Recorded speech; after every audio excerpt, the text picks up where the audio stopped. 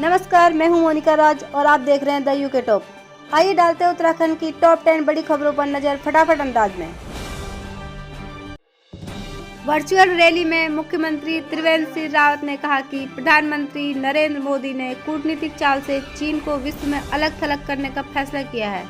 उन्होंने चीन को लाइन ऑफ एक्चुअल कंट्रोल से पीछे हटने को मजबूर किया और उनकी विस्तारवादी नीति को रोकने का कार्य किया है। देश की रक्षा के लिए सीमाओं पर खड़े जवानों पर हमें गर्व है। हमारे सैनिकों ने एलएसी पर चीन के सैनिकों को मुंह तोड़ जवाब दिया।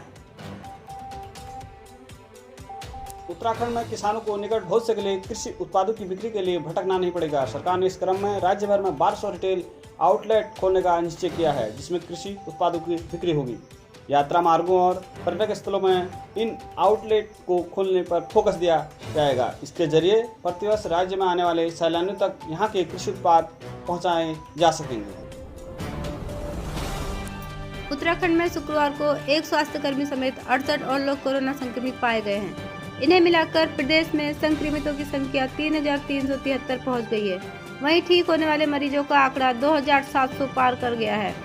बागेश्वर जिला कोरोना संक्रमण से मुक्त हो गया है। जिले में कोरोना संक्रमण के 93 मामले सामने आ चुके हैं। इनमें से एक की मृत्यु हुई है। शेष 92 इलाज के बाद ठीक होकर घर जा चुके हैं। प्रदेश में सभी यात्री वाहनों पर अब जीपीएस अनिवार्य किया गया है, जिनसे प्राप्त होने वाले आंकड़ों के लिए देहरादून में परिवहन मुख्यालय में डाटा सेंटर स्थापित किया जाएगा। मुख्य सचिव उत्पल कुमार सिंह की अध्यक्षता में हुई बैठक में यह निर्णय लिया गया।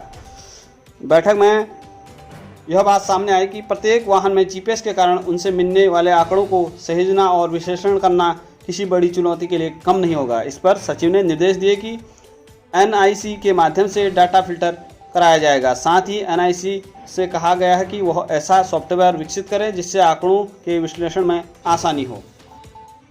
उत्तराखंड में बारिश आफत बनकर बरस रही है। हरिद्वार में बारिश के दौरान पेड़ गिरने से लोडर सवार एक युवक की मौत हो गई, जबकि 4 घायल हुए हैं। वहीं भूस्खलन के चलते गुरुवार रात से पीपलकोटी के पास बंद बद्रीनाथ हाईवे शुक्रवार शाम को सुचारू हो पाया। इधर भनारपानी में अचानक भूस्खलन से हाईवे पर गुजर रहा ट्रक दब गया। चालक और हेल्पर ने भागकर जान बचाई। मौसम विभाग ने देहरादून और हरिद्वार समेत 5 जिलों के लिए बहुत भारी बारिश का अलर्ट जारी किया है। प्रदेश में 60 से ज्यादा संपर्क मार्गों पर आवाजाही अब भी बाधित है। श्रीनगर के पास मलबा आने से बद्रीनाथ हाईवे 11 घंटे बंद रहा।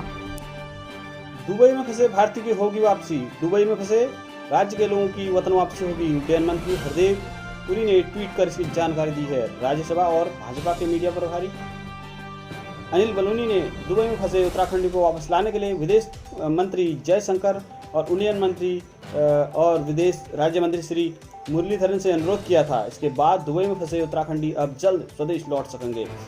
बलूनी लगातार विदेश मंत्रालय व दुबई स्थित काउंसिल ऑफ इंडिया के संपर्क में है, ताकि फंसे हुए सभी उत्तराखंडी को घर वापस लाया जा सके। खुशखबरी, अब टैक्सी से कर सकेंगे कैलाश और ओम पर्वत के दर्शन। चीन सीमा लिपुलेख तक सड़क तैयार होने के बाद अब आदि कैलाश और ओम पर्वत तक टैक्सियों से पहुंच सकेंगे। इसके लिए शुक्रवार को टैक्सी संचालन के लिए धारचूला में आदि कैलाश टैक्सी यूनियन ब्यास का गठन भी हो गया। तय हुआ कि इसी यूनियन की टैक्सियां इस मार्ग पर चलेंगी।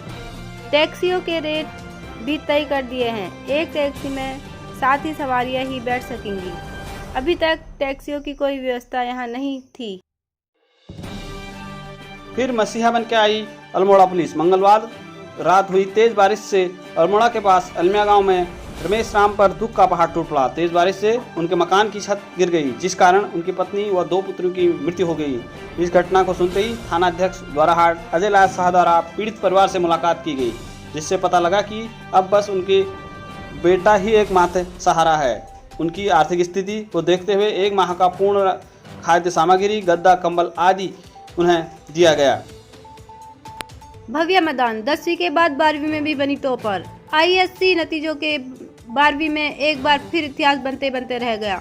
ब्राइटलैंड स्कूल की छात्रा भव्य मैदान 100% रिजल्ट से केवल 1 अंक से चूक गई। शीर्ष 4 में से 3 विषयों में उन्होंने सेंचुरी मारी है। भव्या का सपना अब डॉक्टर बनना है।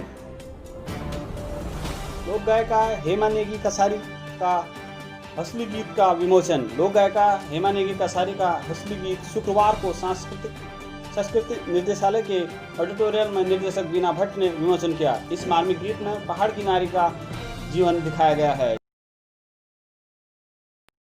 अगली खबर लेकर हम फिर लौटेंगे, बने रहिए हमारे साथ सिर्फ यूके टॉप न्यूज पर। अगर आपने हमारे चैनल को अभी तक सब्सक्राइब नहीं किया है तो सबसे पहले हमारे चैनल को सब्सक्राइब करें, जिससे आपको देश के घटनाक्रम की जानकारी सबसे पहले मिल सके। धन्यवाद।